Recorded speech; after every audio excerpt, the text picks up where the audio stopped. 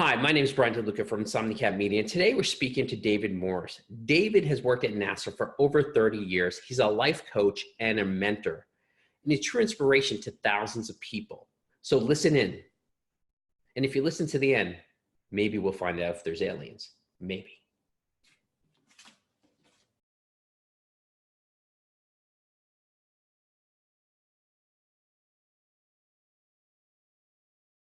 My name is Bryan DeLuca, and I have Nicolette and Mina with me, and we're from Insomnicat Media. And today we're talking to David Morse, who has worked at NASA for over 30 years and is a life coach and mentor.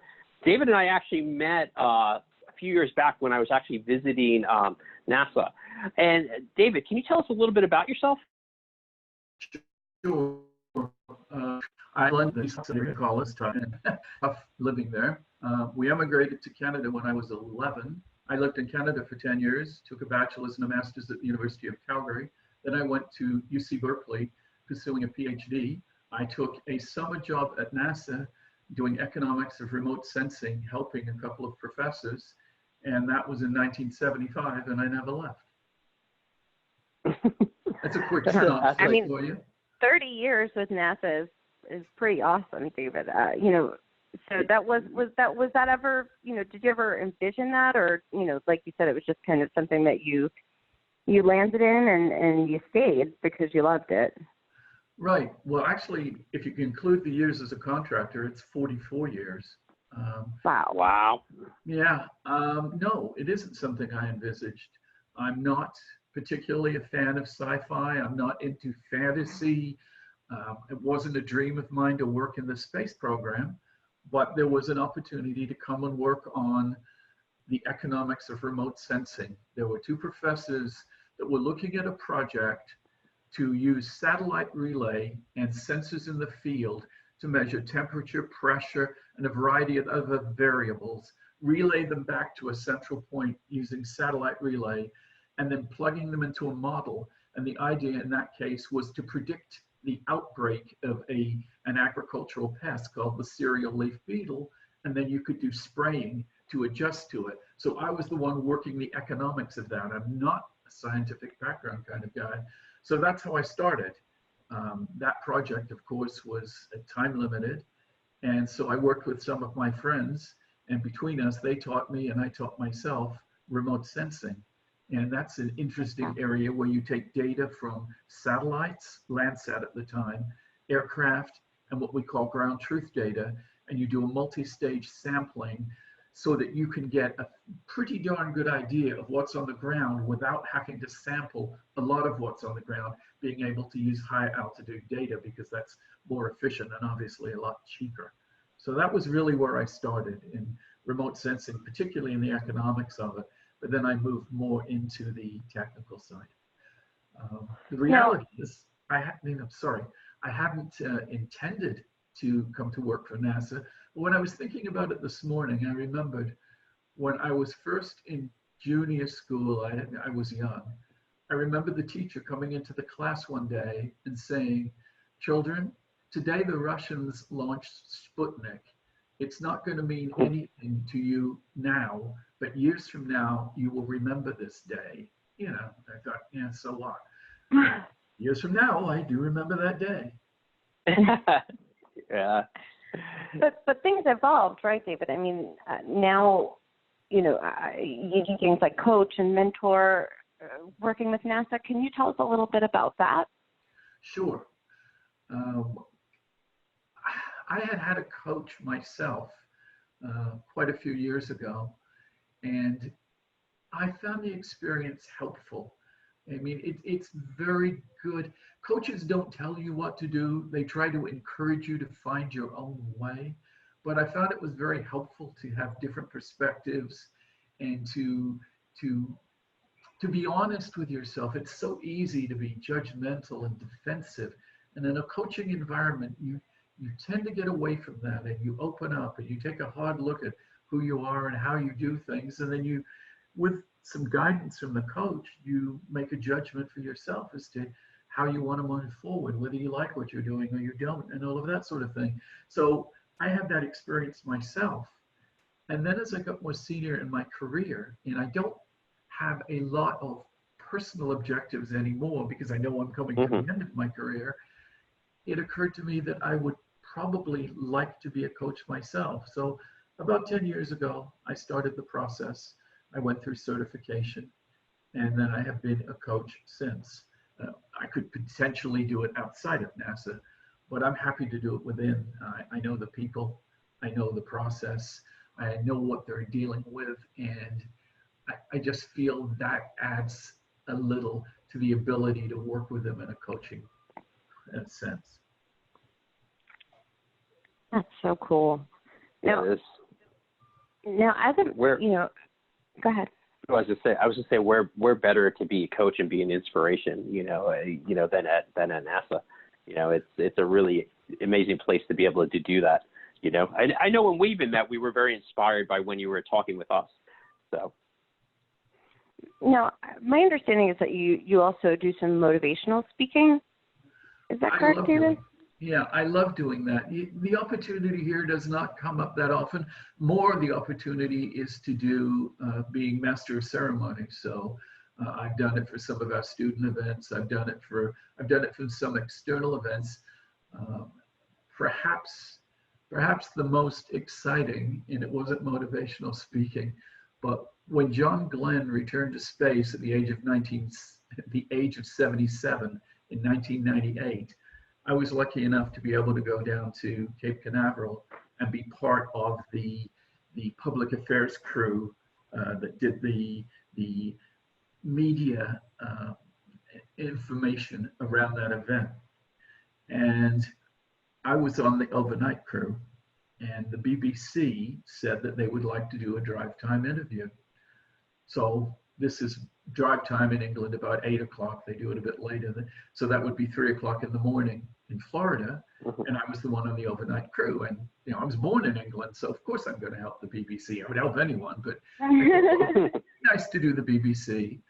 So every big station at the Cape has a tower, like a 3-story wooden tower, and they have their own cameraman, and you climb the tower. The shuttle is lit over your shoulder at night. So it's a pretty spectacular view of you in the foreground, the shuttle in the background, and then there's a cameraman. So I went to do this, and I asked the cameraman, who will I be speaking to? And he said, I don't know. And it turned out BBC didn't have their own tower. They had rented the tower from CNN, and it was the CNN cameraman, and he was very nice, but he didn't know much about the interview. I asked, what questions are they going to ask? He didn't know. And of course, being the perfectionist I am, I thought, oh my goodness, they're going to ask me about things like getaway specials, which are student experiments that we put on shuttles that are good for the kids doing them, but most people don't ever hear about. And I thought, they're bound to ask me questions about this, and I'm not going to have any answers. I'm going to look really silly. So I'm standing up there, wind blowing at me, feeling very sort of out of my depth, as it were. And I looked down at the monitor, and always when you look on those monitors, you look awful. So that didn't encourage me. And then out of the blue, the cameraman says, we're going live worldwide in 5, 4, 3. I swear I looked at the edge of the tower to see if I could jump. But, the reality was the questions they asked me were very simple about the weather and about John Glenn and about the excitement of the launch.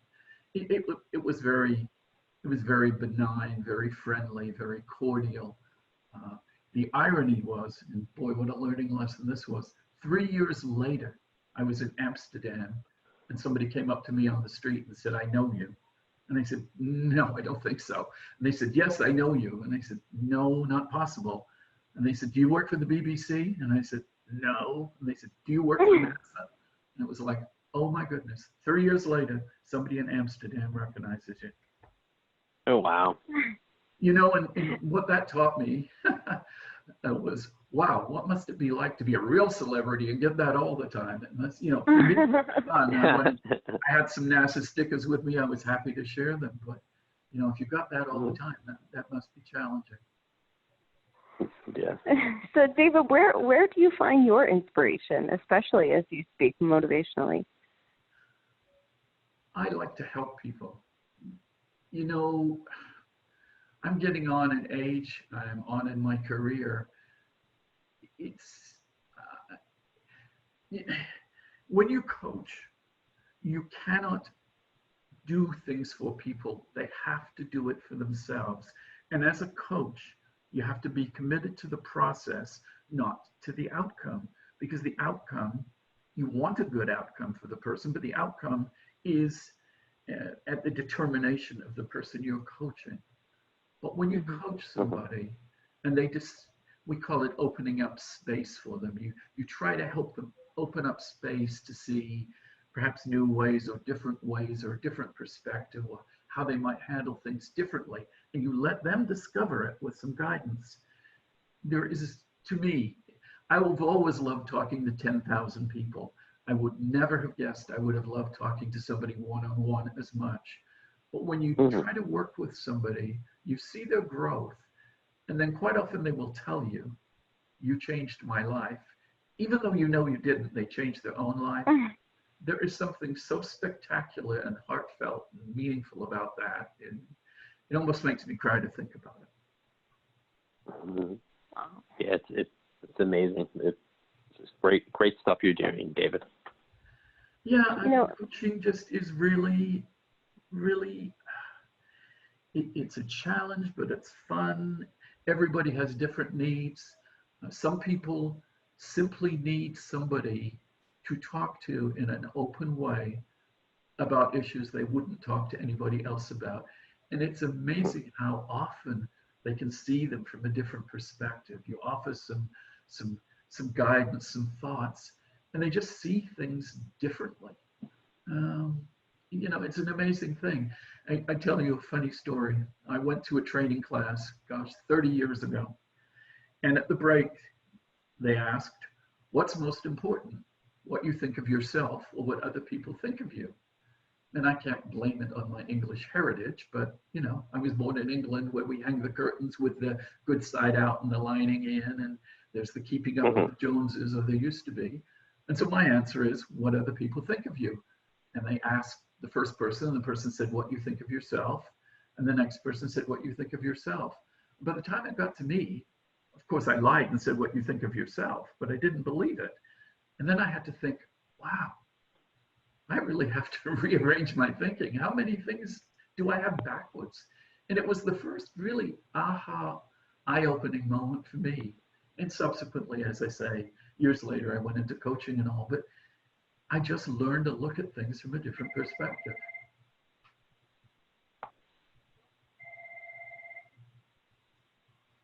So, you mentioned that people, that, you can only take people so far because you're just guiding them and they have to do for themselves. And I'm sure sometimes that doesn't work out, but, what about the success, what about the success stories? What are some of those, maybe not to us, but monumental things that, some of the people you've mentored have gone on to achieve?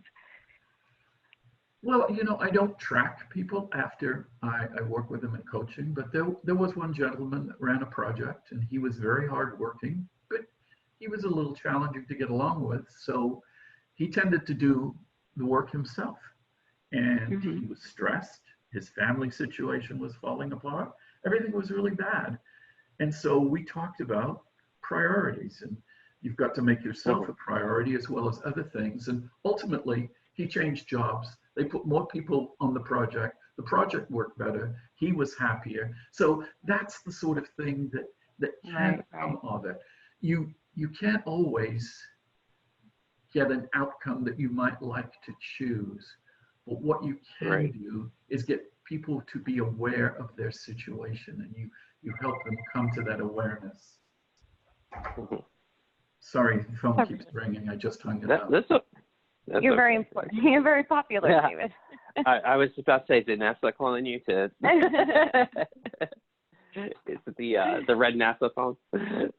No. It's just one of my friends that's probably calling about lunch, but There you go. Hey, that is important too. Like you just said, you need those pieces of your life also. It's not just the work and the achievement. Sometimes there are those goals with family and friends, right? So. Yeah. So, life is good. There's one thing.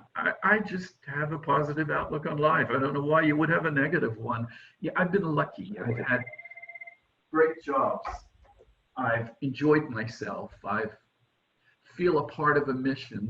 There's a whole lot of great things that happen. But, part of it is just having a good attitude towards life. Are you going to get challenges and things? I swear I'm going to tear this stone out of the wall in a moment. Do you get challenges and things? Of course you do. But, and I'm not saying you can't get down or things can't go wrong, but basically, the real key is having a good outlook, having a belief in yourself, and it's just, I don't know. I can't really put it into words, and it's not like I don't get down, but I don't get down for very long. It's it just doesn't pay off. Well, I would be optimistic. Exactly, and I think it's true. Like when every life is going to deal some hard blows to everyone, right? And it's how you get up from them that becomes really important. And who you are after sometimes. Sure, and I'm not minimizing. I mean, some people have it really tough. I mean, they don't have much money. They might have a lot of expenses. They may be sick. I'm not trying to dismiss that and saying, oh, be cheerful.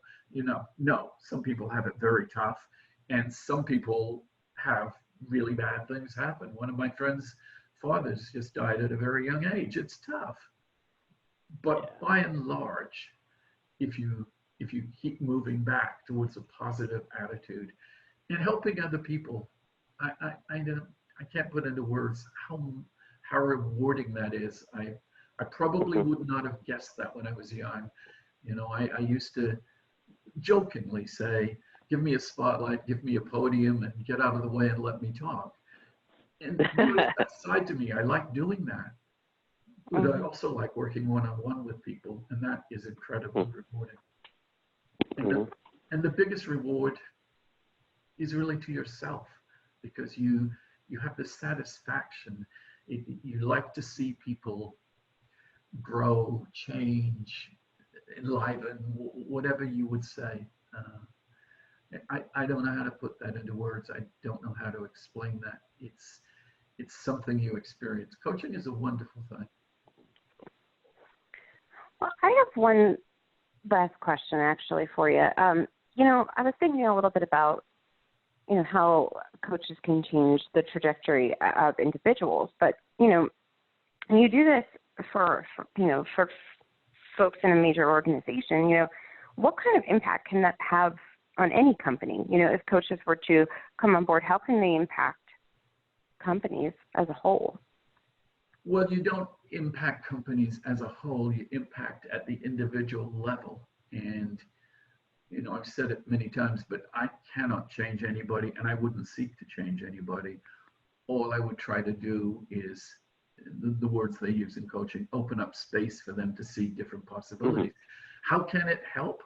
Well, if people are more open to alternative ways of looking at things, if people realize the power of their words, but also the power of other people's words, if people realize the importance of diversity and inclusion and listening to everybody, people understand, yes, you do have to make a decision, but you can take inputs on it. You can't rattle on forever, but you can get inputs.